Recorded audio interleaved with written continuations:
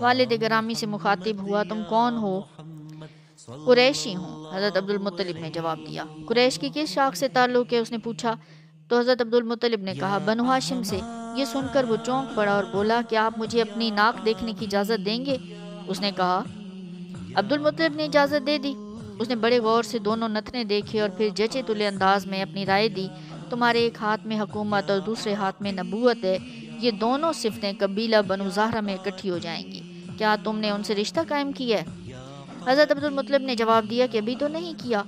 اس خاندان سے رشتہ قائم کرو، یہ میری نصیحت ہے، اس نے کہا۔ حضرت عبدالمطلب کے ذہن پر یہ واقعہ نقش ہو گیا۔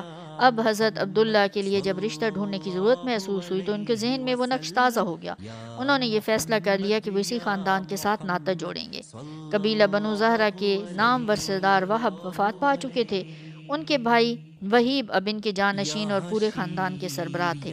ان کی بھتیجی اور وہب کی باکمال اور نیک بخت صاحبزادی حضرت آمنہ انہی کی زیر نگرانی اور ذیل کفالت پرورش پا رہی تھیں، جن کے عروج اور بخت و اقبال کے سامنے 7 سماوات بھی سرنگوں ہونے والے تھے۔